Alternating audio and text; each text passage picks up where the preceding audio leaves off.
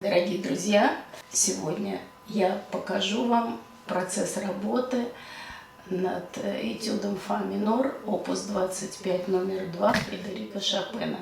Как я и обещала, здесь применяется прием трели исполнения, и мы будем рассматривать этот прием на этюде.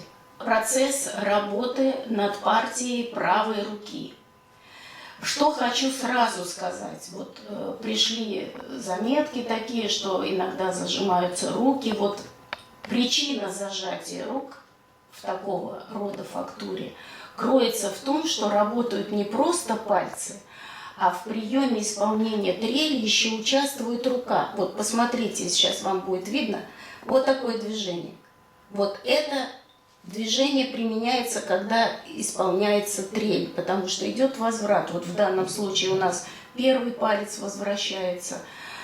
И это очень важно для того, чтобы ритмично проводились движения и не зажималась рука. Итак, смотрим, а работаем мы опять по принципу укрупнения. Я сейчас показываю работу по каждому звуку. Контроль за каждым звуком. Мы проверяем момент прикосновения пальца к клавише, и струна начинает звучать. И проверка освобождения. Посмотрите, освобождение проверяется полностью на всей позиции, не на одном звуке.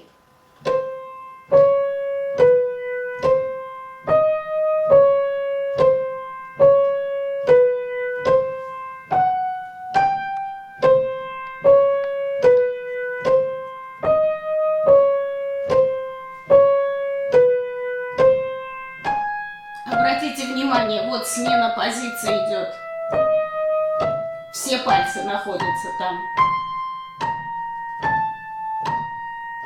И ощущение такое, что рука все время лежит в покое.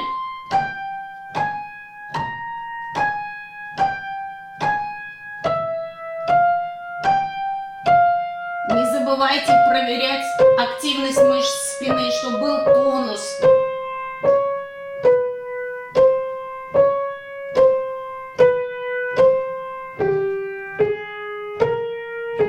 Тоже нигде не должно быть напряжения. Она очень спокойно лежит, держится мышцами спины.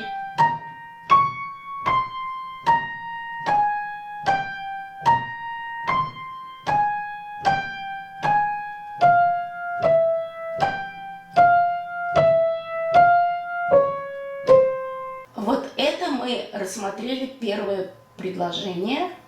Контроль за каждым звуком. Сейчас мы будем контролировать по 3 ноты. Посмотрите внимательно. Что это означает? Самое главное, как работает мысль.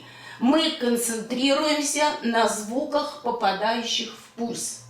И пульс у нас вот такой будет все время здесь до, до, до.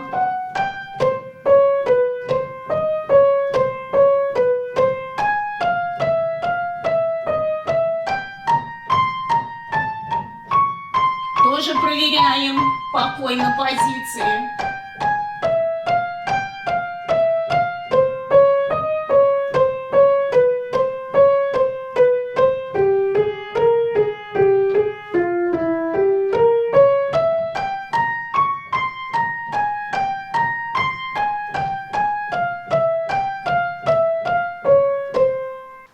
Основной темп у нас будет по полтакта. Очень часто думают, что когда ускоряется темп, это просто вот вы играли в одном темпе, а потом просто быстрее. Ничего подобного. Это не просто быстрее, а меняется интонационная структура. Если у нас, в том случае, как вот показывала я сейчас, у нас вот такие были мотивы. По 3 звука, да?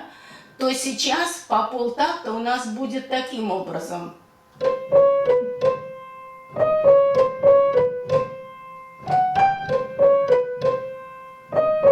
Вот я с остановкой сыграла, а сейчас посмотрите, что получится в результате.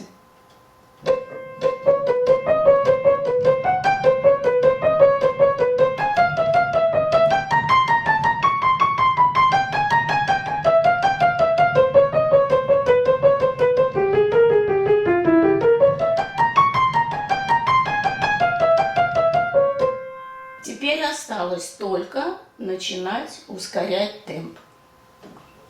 Проверяем покой в руке, активность мышц спины и входим в пульсацию по полтакта.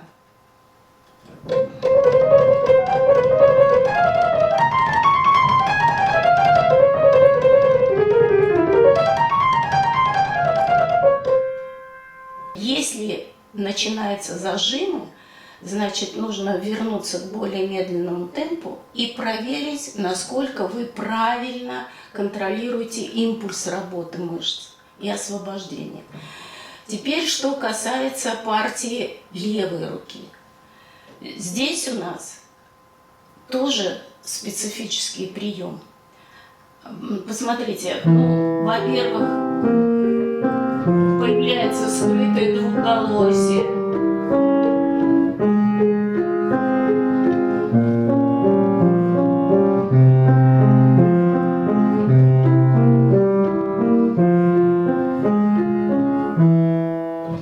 Обратите внимание на то, как мы проверяем освобождение. Смотрите внимательно. Видите, я никогда не беру ударом звук сверху. У меня палец до начала движения уже соприкасается с клавишей. Более подробно этот прием. Здесь применяются скачки, не только ротационное движение. Мы рассмотрим на примере этюда Черни в следующий раз.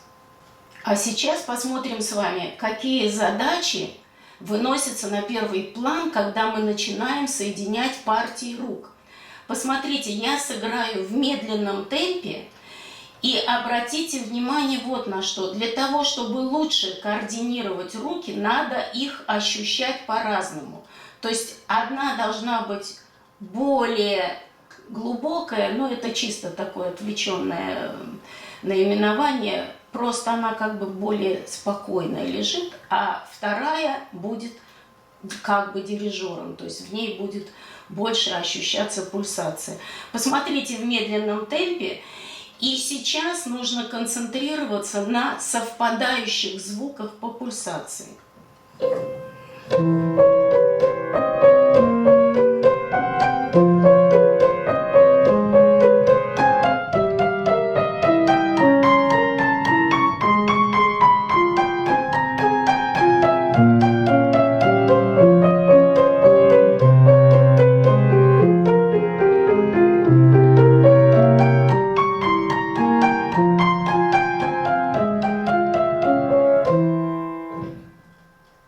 Посмотрите, значит, у нас получается в первом такте совпадают до, ми.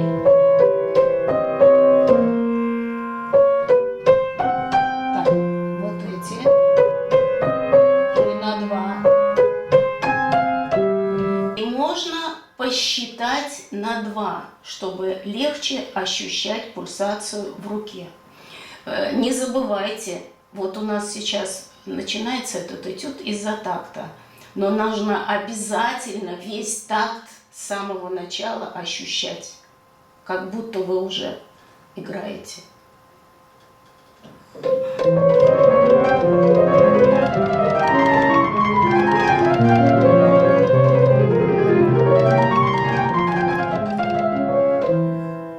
И еще одно. Не может быть хорошего исполнения Шопена без рубата. А в рубата также основную роль играет пульсация. То есть вы ее чувствуете и просто движетесь или быстрее, или медленнее, но вместе с пульсацией. И замыкаете таким образом большое построение. Был задан один вопрос, почему пальцы как бы наверх освобождаются. Дело в том, что мы же стремимся к чему? У нас клавиши очень легкие, очень легкие. И клавиша, если на нее не давить, она сама выбивает палец. Вот, посмотрите, вот я сейчас вот возьму, видно здесь? Видите, что происходит? Как бы палец отскакивает. И вот это как раз и надо использовать. То есть это получается тогда, когда у вас полностью контролируется освобождение мышц. Есть импульс, который дается, чтобы появился звук, а дальше на клавишу давить не нужно. Удачи вам в работе!